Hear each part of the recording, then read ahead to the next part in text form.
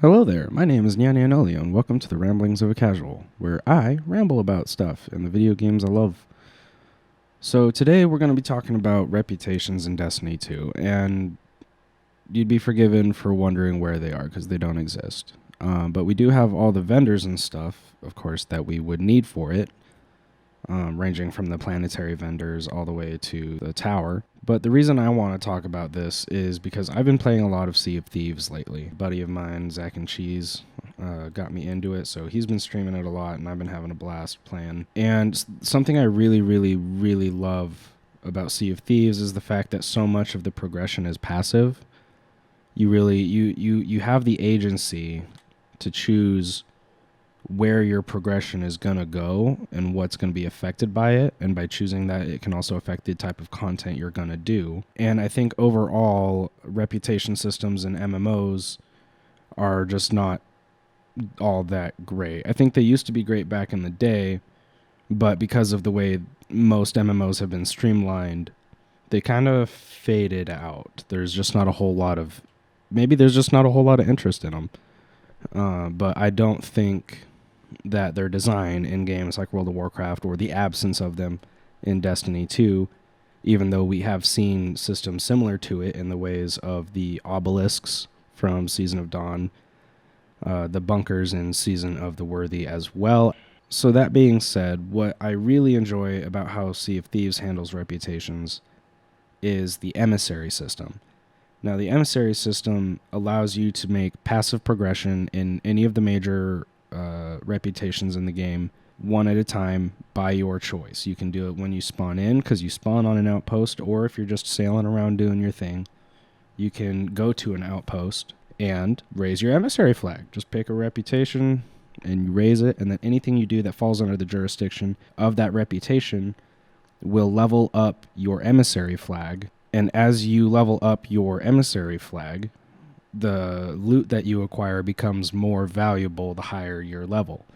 So you can sell them for more, as well as, to the best of my knowledge, when you sell them, even if you're selling something that's not for the reputation whose Emissary flag you have, you then have a way to kind of split your experience between, turning in or selling stuff to the gold hoarders versus selling your skulls to the Order of Souls while you have the Order of Souls Emissary raise. So you can get more gold from all of it, as well as you're passively progressing that reputation the entire time. Now, that being said, leveling up the Emissary flags is not necessarily the fastest thing to do, especially because in a game like Sea of Thieves, it's different every time. Your experience is different every time. You spawn in different locations, so there's I think there's a bit more balance to that, or a bit more usefulness, because this passive progression is basically how you define what's going to happen in your play session. And if your goal is to get your Emissary flag all the way up to level 5, then this system is suddenly encouraging much longer play sessions of 2+ hours, which I think is probably the ideal time frame you want to play Sea of Thieves in. Otherwise, you just don't really have enough actual time to make a lot of progress in one go. But the longer you play, it's almost an exponential value to your gains over time. Now, to bring things around to Destiny 2, I think one of the main things that Destiny could get out of a Emissary-like system would be the return of the faction rallies. Last time we saw the faction rallies, they were a little out of place, but I do think they had the right idea. And to refresh your memory, if you weren't there, or if it's just been so long because they have been gone for a minute, the last faction rally wasn't really received all that great by the community, because it basically just had us spam running lost sectors after spending time in the open world. Definitely another one of those tests that Bungie likes to run, especially now in the seasonal model. But it did basically have that Emissary system where you do stuff in the open world to rank up your notoriety. Then you go into the lost sector to clear your notoriety by completing it, but it gets harder the higher your notoriety, and the reward gets better based on your notoriety. Now, if we were to take a system like that and more globalize it throughout the entire game, I think we would get enough variety that, especially if we had faction rallies return, that could be considered above those, or a second level, or just a second emissary, if you will, for the week that those are around, or maybe one per day. They have seemed to be very clamped down on every faction rally. You have to pick one for the entire rally, which I'm not a terribly large fan of, but hey. And the other thing here is I want to put some emphasis on the fact that I'm talking about progression. And it is passive progression, but it's still progression. And so with the addition of some sort of emissary system, I think it would be a great opportunity to not necessarily do a vendor refresh, as some people have suggested over the last year or so, but definitely a reimagining of how NPCs, especially the tower NPCs, work in general. I think the current system of mixing weekly challenges in through the directory with the weekly bounties that you can do, and even the weekly powerful drops that you can get from many of the tower NPCs, I think there's a good flow to it, but it's useless except for once a week, as well as also completely useless once you hit the power cap for your armor, with the exception of the pinnacle drops, none of which come from the tower. And faction rallies aside, I actually think that an emissaries-like system coming into Destiny 2 would be a great opportunity and a better reason than simply a vendor refresh or something like that to just redo all the NPCs to incorporate this system. Because, of course, when faction rallies came back, they could be, like I said, they could be that second level. They could be like external to the normal emissary system, or maybe they would just be a main part. I think every vendor in the game needs to be completely refreshed and changed and just remade to look on a scale from the lectern on the moon, which is purely a reward vendor, up to Drifter, who has a whole massive selection, and of course he's losing at least some of his bounties because we're going to be removing one of the versions of Gambit in this fall. I believe they did confirm that.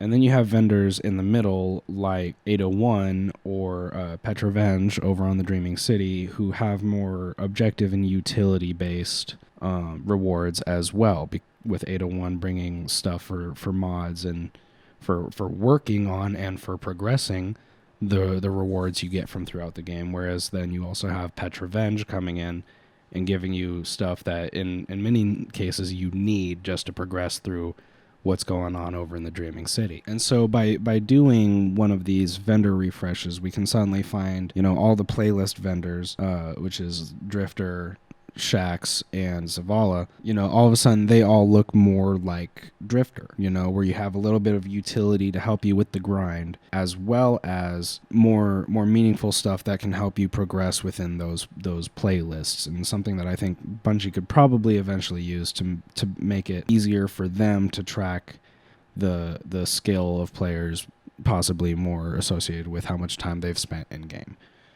Not sure exactly how that would work, but it'd be cool. And especially then when you think of a refresh like this hitting Saint 14 with all the Trials of Osiris stuff, it would start to make a lot of sense when you bring into account the fact that they have said they are working on some sort of adept gear system to move into Trials of Osiris, either in this upcoming spring or next summer. I also think every single planetary NPC should have weekly bounties that work toward integrating or normalizing adventures into more useful and replayable activities. Adventures as a whole have just been so neglected, and of course a massive number of them are being removed from the game this fall. I think there is a niche to be filled there with adventures for single or small scale party combat, and just going through a strike without having the stress of the strike.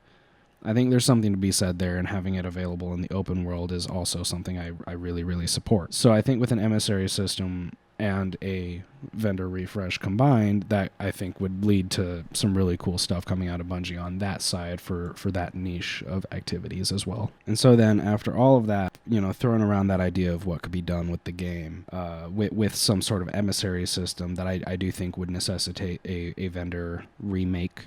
I don't think refresh is a strong enough term for that. The emissaries come in because, especially if they do them perhaps on a daily basis, it would simply give players more depth to to the farming, and especially for farming the general loot pool, because there are a couple great items that have been reintroduced over this last year in the general loot pool that are a little harder to grind. So being able to have some sort of progression from season to season with the open world and even the playlist and vendors, I think it just gives players more direction. It's just that much more agency to say, hey, you tell the game what you want to do, and it will give you a better way to do it than just running your head into the wall for the next 4 hours. And I also think it could open the door for world levels or something of that equivalent. I know a lot of people have been bringing that up, especially back last year around the release of The Division 2. I'm a big fan of world levels, and I'm also a big fan of open world. I'm mostly a solo player at the moment. So being able to hop in and just kind of choose my path, have that much more control, as well as still being able to progress maybe in something that I'm not actively working on, I think it would be a really cool idea. And then when you add in the